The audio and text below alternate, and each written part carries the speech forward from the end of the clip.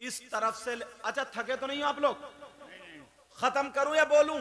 बोलते अल्हम्दुलिल्लाह।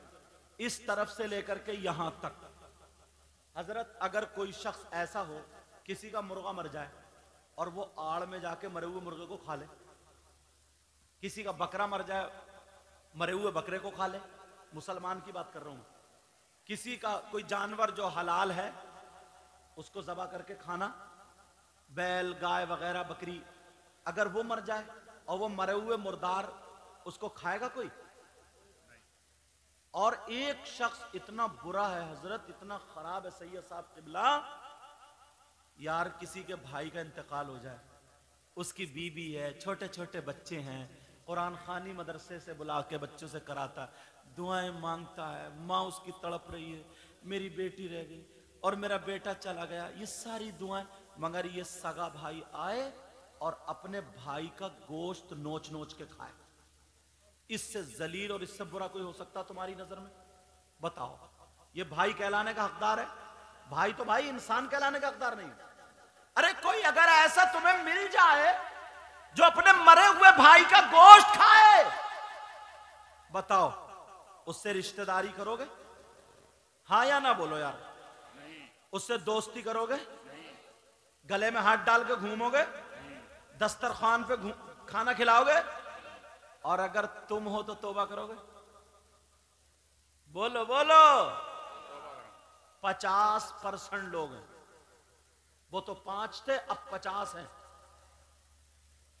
जो अपने मरे हुए जैसे भाई, मरे हुए भाई का गोश्त खाने जैसा। आप कहोगे यार कौन से मौलाना को बिठा दिया, ये तो बड़े अंदर से निकाल के ला रहे हैं।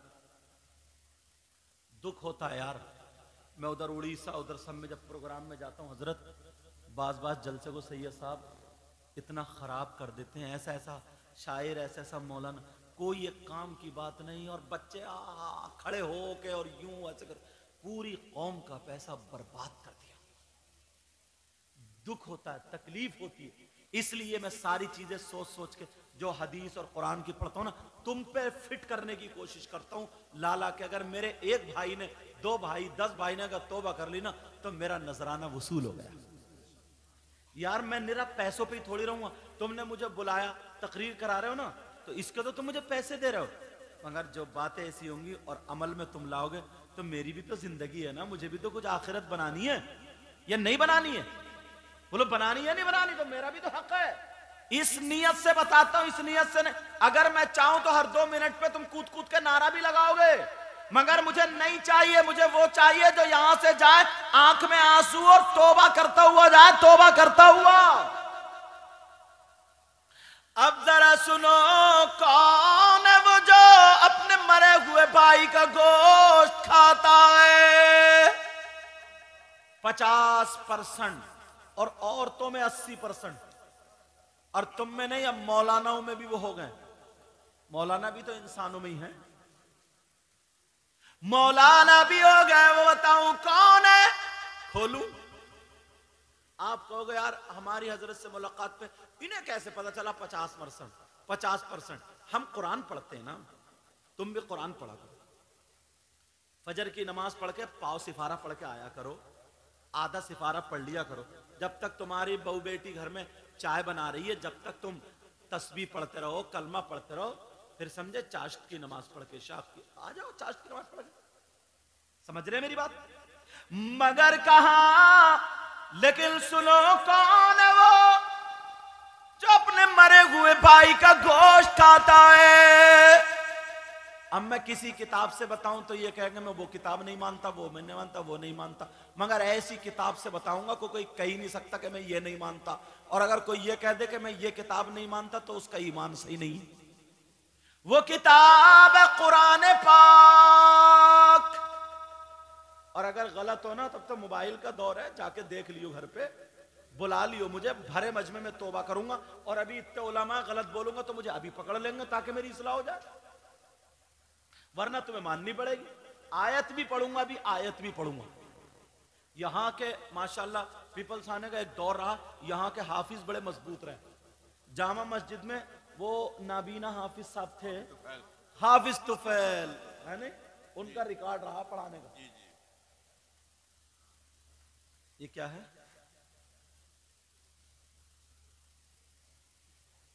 ये कह रहे हैं छिपकली का वाकया सुनाती हो, पहले सांपों से तो बच लो।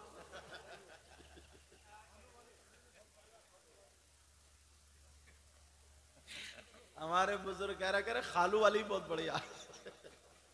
अच्छा चलो, तवज्जो ना मेरी तरफ, लो पकड़ लो ये। मुझे याद दिला दियो, भूल जाऊं तो।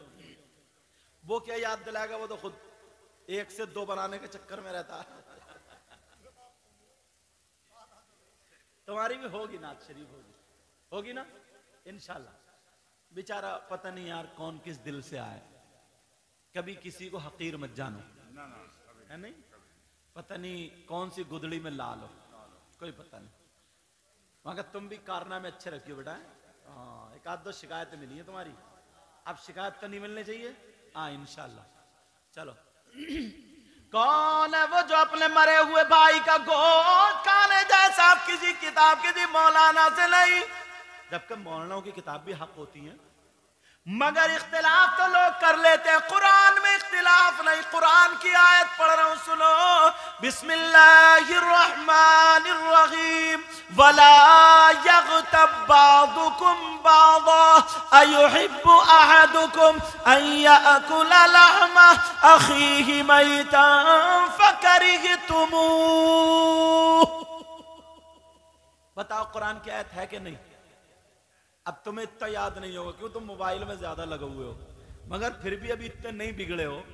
भले याद ना हो लेकिन ये तो पता होगा कि यहाँ कुरान पढ़ रहे हैं। हाफिज तुफैल साहब अभी हैं? हाफिज तुफैल साहब हैं अभी?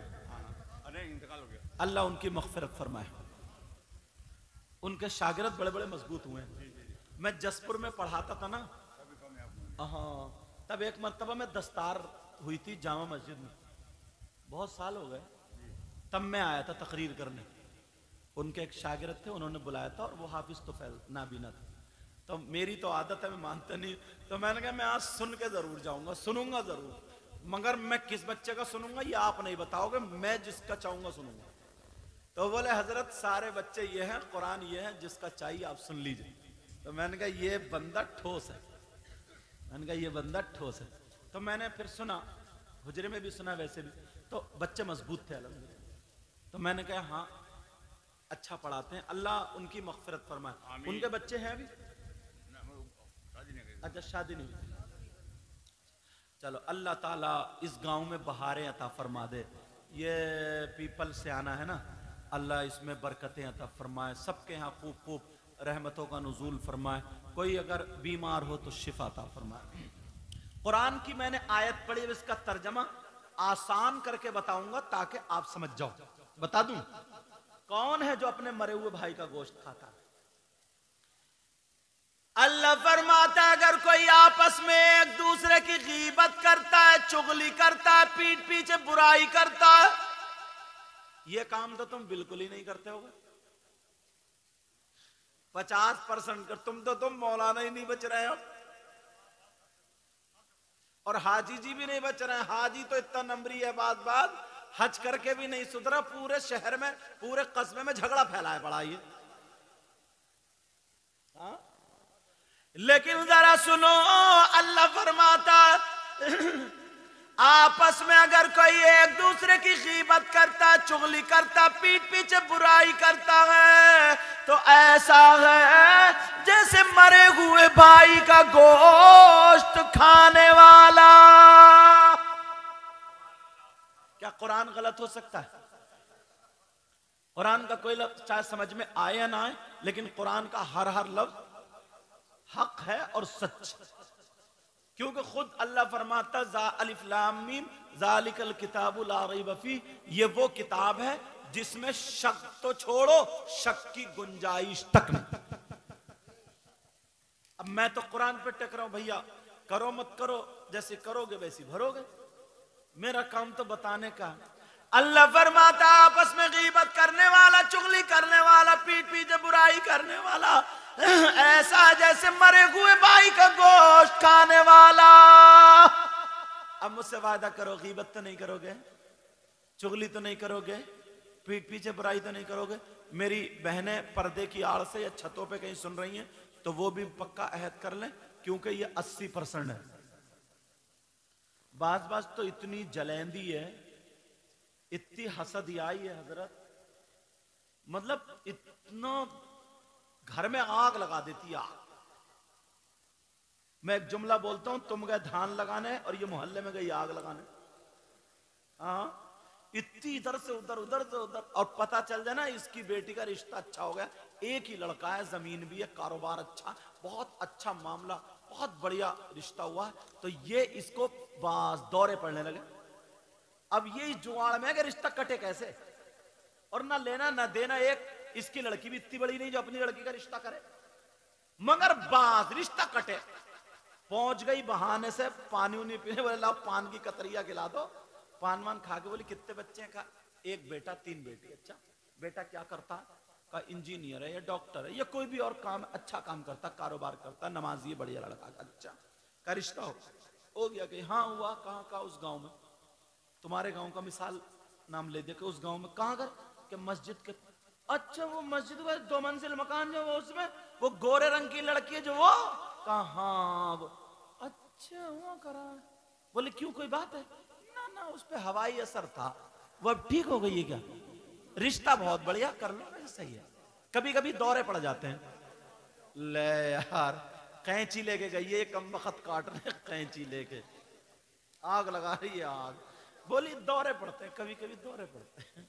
अच्छा एक तो वैसे ही यार, पहले बाजारों में गधे बिकते थे, घोड़े बिकते थे, खच्चर बिकते थे, बकरी बिकते थे, बकरी बिकती थी, बकरे बिकते थे, और अब शादी के नाम पे लड़के बिक रहे हैं। 4-4 लाख रुपए मंगनी में मांग रहे, शिफ्ट जब तक ना मिले तो इसके दिल को चुस्की नहीं मिलती, टेढ़े भेड़े बुलेट मांग रहे हैं। हाँ गेगले गेगले, कूला जा रहा इधर, कुबड़े का कूला इधर, बुलेट की गद्दी इधर, रखेगा गाय पे गए बुलेट, वो बुलेट तेरी बुलेट देख कब्र में निकलेगी, तेरे कूले ठीक कर दिए जाएंगे, तब मारा जाएगा। ऐसे हालात,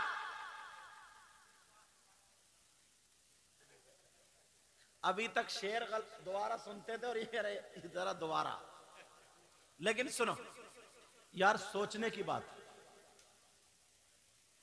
और अम्मा इतनी बड़ी रिश्वतखोरी अम्मा, जब तक इसकी गदियां चिर ना जाए इसे बहू पसंद नहीं आती है, मुंह टेढ़ा ही करती रहेगी। जब झुमकी इतनी लंबी मिली कहेगी बहू है चांद का टुकड़ा और है कल्लो, ब्यूटी पार्लर से गोरी बन के आई है ये तो। हाँ हाँ, और अम्मा कह रही चांद का टुकड़ा, चांद का टुकड़ा, और बहने बहने वो भी इतनी रिश्वतखोरी, जब तक इतनी इतनी मोटी जेबरी नहीं मिलती, झनकार नहीं हो रही है, तब तक इन्हें भी भाभी पसंद नहीं आ रही। भाभी क्या जमाना आ गया। तो एक तो वैसे ही लड़के वाले, अगर शिफ्ट है उधर स्कॉर्पियो मिल गई तो रिश्ता कट। और पहले हजरत कितने अच्छे लोग होते थे, दोस्ती निभाते थे। अब तो ना जो तुम्हारे साथ नाश्ता कर रहा ना, और उससे पता चल गया यार लड़के वाला रिश्ता अच्छा है, तो लड़की वाला पानी या चाय लेने गया, उसके कान में कह देता है चक्कर में मत पड़िए, सच्चा घर मैंने देख रखा है। जो तुम्हारे साथ नाश्ता कर रहा वो, ये आस्तीन का सांप, आस्तीन का सांप। अच्छा बोलो ऐसी बात है नहीं। अल्लाह फरमाता अगर कोई आपस में गीबत करे, चुगली करे, पीठ पीछे बुराई करे, तो ऐसा है जैसे मरे हुए भाई का गोश्त खाने वाला। जलन, हसद, रिश्ता कटवाने वाला, लड़ाइयां फैलाने वाला। अल्लाह क्या हो गया हम लोगों में। कम से कम तुम किसी की मदद नहीं कर सकते हो तो तुम्हें यह भी तो हक नहीं है कि उसकी टांग पकड़ के खींचो। हजरत एक लफ्ज में सैयद साहब, मुसलमानों के लिए एक लफ्ज मैं नहीं बोलता था, मगर इस साल की तकरीरों में बोलने लगा हूं। मुसलमान सब कुछ होता था लेकिन गद्दार नहीं होता था। और अब इतना बड़ा गद्दार है, इतना बड़ा गद्दार, अगर इनका कोई कारोबार चल जाए और देखा कि पुलिस का कोई मैटर है तो चुपके से आड़ा में जाके पुलिस को फोन करके पकड़वा देता। तुझे क्या मिला, तेरा भाई गया ना। इतने बड़े गद्दार है। कहीं से भी कोई थोड़ा सुराख मिले, खुदा ना खास्ता अगर किसी की बेटी का ना थोड़ी सी कोई बात उड़ गई, उससे गलती हो गई ऐसी, तो ये मुसलमान भाई आपस में दबाता नहीं है, जहां मौका मिलेगा, तुझे पता है उसकी बेटी का क्या हुआ, बस उड़ा दी। और ये औरतें तो अल्लाह माफ फरमाए, इनका तो खाना हजम नहीं होगा। नबी ने फरमाया सबसे ज्यादा औरतें जहन्नम में इसी बात से होंगी। जब बुराई करने पा जाती है ना, तो अपनी सास ससुर तो अलग रहे, शौहर तक को नहीं छोड़ती है, शौहर को भी नहीं बख्शती है। समझ रहे हैं ना मेरी बात? हाँ, समझ रहे हैं ना मेरी बात? आज के बाद कोई किसी की गीबत करेगा, बोलो, चुगली करेगा, अच्छा इसके साथ मैं एक ऑफर लगाऊं, ऑफर लगा दूं इसके साथ, सुनना चाह रहे हो? जोश में और होश में दोनों हो, फेल तो नहीं हो गए? तो फिर हाथ उठाओ, कौन कौन सुनना नहीं चाह रहे आप? मुझे मालूम था कि तुम फेल नहीं होगे। ऑफर तुम्हारा, देखो इस दौर में ना हाई साहब, सही साहब, इस दौर में अगर कोई हज करने जाता है तो 3.5 लाख रुपए से आसपास लगते हैं एक बंदे के। इतने लग रहे हैं ना, मैंने अंदाजे से बताया, कुछ कमो बेश 3 लाख से लेकर के 4 लाख के बीच में एक बंदे के लग रहे हैं। दोनों मियां बीवी जा रहे हैं 7 लाख से 8 लाख तक लग रहे हैं, ये 6 से 8 तक लग रहे हैं, नहीं लग रहे? फिर भी 3 लाख रुपए में, 3 लाख आसान तो नहीं कमते, 3 लाख रुपए में एक हाजी जी हज करके फिर भी गारंटी नहीं दे सकते कि मेरा हज कबूल हुआ। और मैं तुम्हें ऐसा ऑफर दे रहा हूं आज, तुम्हारी एक चबन्नी नहीं लगेगी, तुम्हारा 1 रुपया नहीं लगेगा, तुम्हारी एक धेली, धेली बोलते हैं, क्या बोलते हैं तुम बुजुर्ग बताओ ना, धेला, हाँ तुम्हारा एक धेला, धेला, तुम्हारा एक धेला नहीं लगेगा, चलो अपनी जुबान, तुम्हारा 1 रुपया नहीं लगेगा, और तुम हज का सवाब पा जाओगे। और वो भी कैसा हज? हज मकबूल, गारंटी हज की, जो मैं बता रहा हूं। अगर इजाजत हो तो बता दूं, अमल करोगे? ऑफर है, हदीस पे लेकर टेकूंगा, कहां ले जाऊंगा? कौन सा काम करना पड़ेगा? बहुत ज्यादा मेहनत करनी नहीं पड़ेगी, मगर सुनो, काम ये करना अगर जिसके मां बाप हैं, क्या है बोलो, जिसके माँ बाप है वो अपने माँ बाप की खिदमत करे, माँ बाप को राजी कर ले, माँ बाप को राजी करके शाम को जा करके देख ले बिस्तर कैसा, आराम से सो रहे, रात को अपने कमरे में आकर के सो जाए, और सुबह को जब आँख खुले तो कुछ पढ़ना नहीं है, कोई मेहनत नहीं करना है, बस जा करके माँ बाप का मोहब्बत की नजर से दीदार कर ले। ये कोई मौलाना नहीं, नबी फरमाते हैं अगर किसी ने अपने माँ बाप का दीदार कर लिया तो उसको 1 हज मकबूल का सवाब मिलेगा।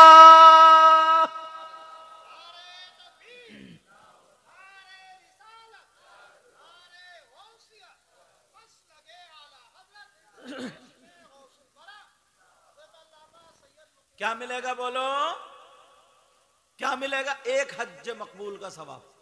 ईमानदारी से बताइए, करते हो ऐसा? कोई पीर साहब आ जाए, मैं आ जाऊं तो इतने लोग हाथ चूमेंगे, नाक लगा देते हैं चूमते चूमते, कोई पीर साहब और इतने चूमेंगे, इतने, अम्मा तड़प रही है मुझ पे नोट पर नोट उछाल रहा है, नोट पर नोट, देखो शायर आ जाए तो नोट पर नोट चल रहा है, और अम्मा बेचारी खांस रही है, 20 रुपए के 2 अंडे लाके अपने हाथों से उबाल के काली मिर्च डाल के अपनी अम्मा की बारगाह में अगर तूने रख दिया ना, हजारों मौलाना की दुआएं एक तरफ और तुम्हारी माँ और बाप की दुआ एक तरफ।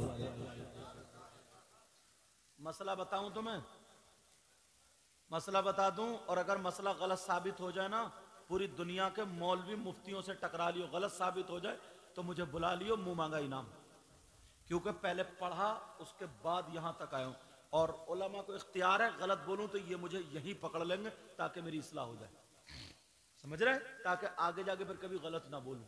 लेकिन सुनो, पहले तहकीक करके उसके बाद बोलता हूं। 1000 मौलाना पीर और मुफ्ती साहब अच्छे अच्छे, नकली पीरों की तो बात ही नहीं कर रहा हूं मैं, अच्छे पीर इधर लाइन में खड़े हों, और तुम्हारी माँ और बाप इधर लाइन में खड़े हो, समझ रहे हैं मेरी बात?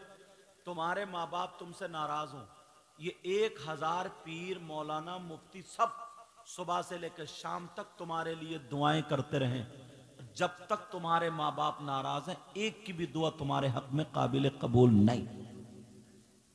टकरा लो, जाके जाओ, गलत हो तो बुला लियो, वरना तुम्हें मानना पड़ेगा।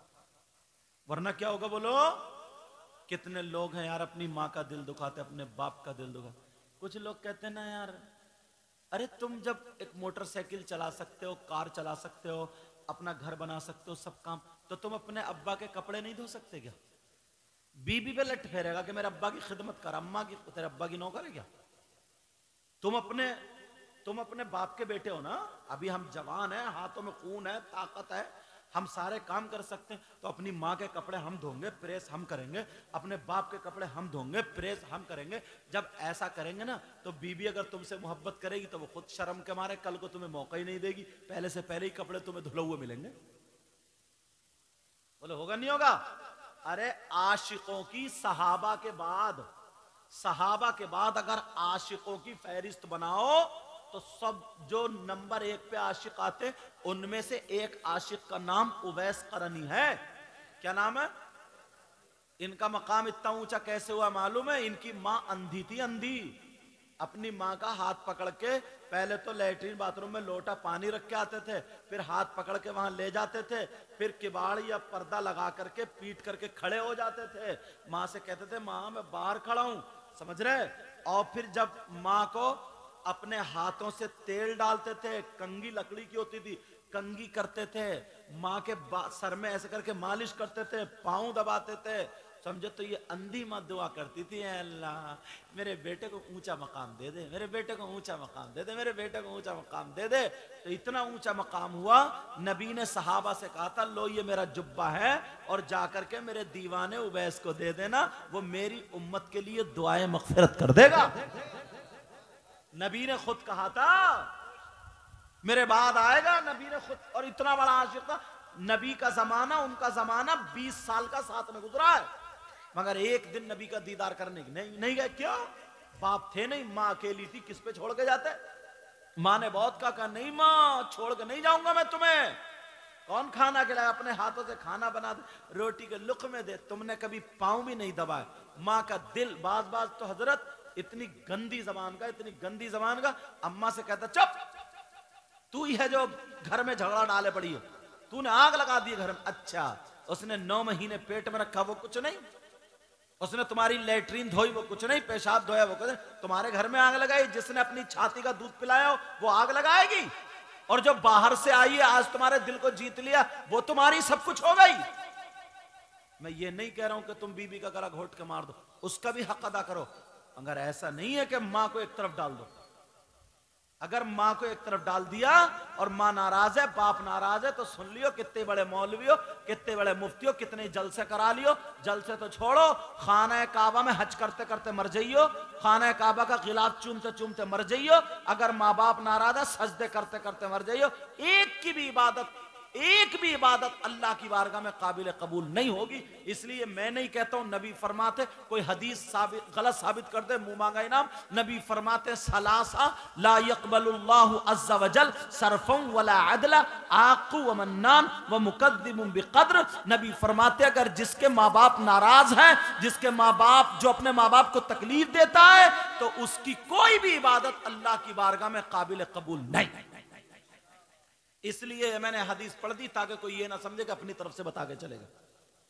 अब भाई समझना ना समझना आपकी बात।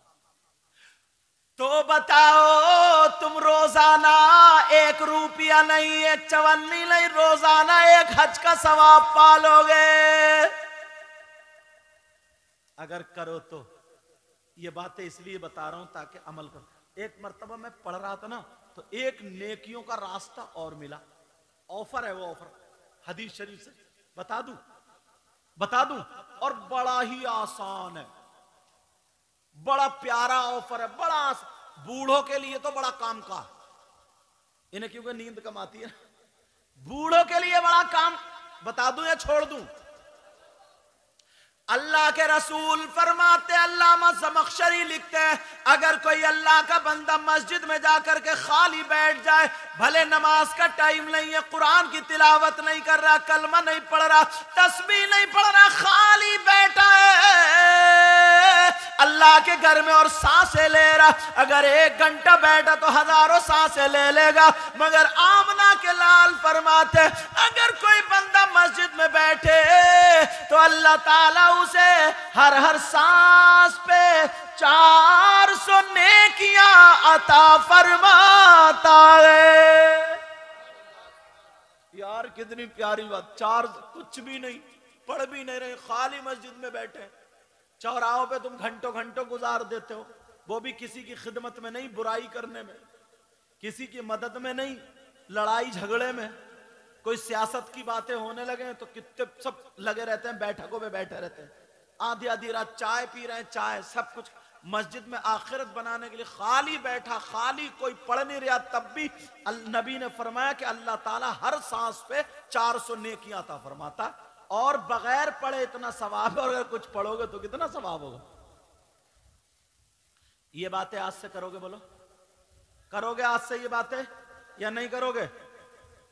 हाँ ना बताओ, करोगे? बोलो। और 2:10 हो गए। बस आखिरी बात बता दूं और मेरी गुफ्तगू खत्म, क्योंकि मुझे रोजाना बोलना पड़ता है। और दुआ करो अल्लाह ताला मुझे भी अच्छा कर दे। मैं इतना थका हुआ था, आधे लेट गया, इतनी आवाज हो रही थी सब कुछ, मगर मैं सो गया। हाँ, कहते नहीं जो नींद में होता है उसे कांटों पे भी नींद आ जाती है, और ये भी एक अल्लाह की नेमत है। वरना बहुत सारे लोग ऐसे हैं गोली खाते हैं सोने के लिए। क्या खाते हैं? ताकि नींद आ जाए। खाते नहीं खाते? तुमने कुछ लोग ऐसे दोगे, रोड चल जाओ, फुटपाथ पे पड़े हुए, आधी चादर ओढ़े, आधी खुली पड़ी है, और सो रहे आराम से, पी पी बसें जा रही है, ट्रक जा रहा है, मोटरसाइकिल, और वो पड़े हुए सो रहे, नींद आ रही है नहीं ऐसे? उन्हें डर नहीं है, उनके पास माल नहीं है, एल दिली से सो जाते। और जिनकी तिजोरी में माल है, इधर का लूटा हुआ उधर का लूटा हुआ, तो उसे डर के मारे, टेंशन के मारे इतना कर्जा ले लिया, नींद नहीं आती, अब डॉक्टर से दवा लेके गोली खा के तो सो रहा। गोली खाते खाते फिर किडनियां खराब हो जाती हैं। अल्लाह ताला तुम्हें हमें सबको सलामत रखे, सबको सलामत। आखिरी बात इतनी बता दूं, मर्द और औरतों के लिए, दोनों के लिए वो बात काम की है। तुम्हारे कितने रिश्तेदार हैं? देखो, बेटा है, बेटी है, बीबी है, माँ है, बाप है, चचा, ताऊ, खालू, मामू, सब है कि नहीं है? बोलो, ये सब हैं। अब तुम ये पूछो, किसी किताब में पढ़ो, कहीं देखो कि हम पे सबसे ज्यादा हक है किसका? बेटे का या बेटी का? बीबी का या माँ का? बाप का या चचा, ताऊ, खालू, मामू, किसका है? सबसे ज्यादा हक किसका है? तो किससे पूछोगे? किसी मौलाना की बात में करता नहीं, किसी मुझसे भी मत पूछो। किससे पूछोगे? बोलो, इस्लाम से। किससे पूछोगे? बोलो। तुम्हारी बस्ती में अगर किसी का नाम इस्लाम हो तो सुबह को उसी के घर मत पहुंच जाइयोगे। तू बता भाई, उस इस्लाम की बात मैं नहीं करता, मैं मजहब इस्लाम की बात कर रहा हूं। किस इस्लाम की बात कर रहा हूं? बोलो, शरीयत मुस्तफा की बात कर रहा हूं, मजहब इस्लाम की बात कर रहा हूं। कौन है वो जिसका तुम पे ज्यादा लोगों जलसे से बात लेकर के जाओ? हमारी बेटी भी है, बेटा भी है, सारे लोग हैं, मगर बेटी से ज्यादा, बेटे से ज्यादा, बीबी से ज्यादा, भाई से ज्यादा, बहन से ज्यादा, चचा से ज्यादा, साली से ज्यादा, ताऊ से ज्यादा, सबसे ज्यादा हक मर्दों पर उसकी माँ और बाप का है। किसका? बोलो। तुम चाहते हो तुम्हारी दुआएं कबूल हो जाए? चाहते हो दुआएं कबूल हो जाए? मैं भी चाहता हूं। किसी वली की दुआ नबी की तरह है? बोलो, तुम में से किसी की नबी की तरह नहीं, मगर माँ बाप वो हैं जिनकी दुआ नबी की तरह है।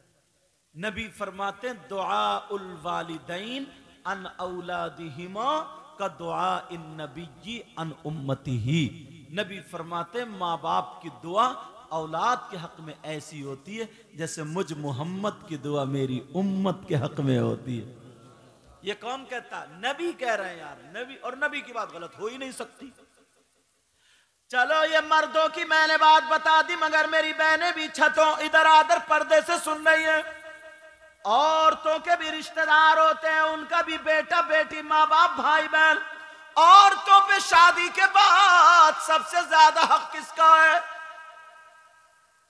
औरत पर उसके बेटे का नहीं, उसकी बेटी का नहीं, उसकी उसकी माँ का नहीं, उसके बाप का नहीं, उसके भाई का नहीं, उसके बहन का नहीं, चचा का नहीं, ताऊ का नहीं, खालू का नहीं, मामू का नहीं।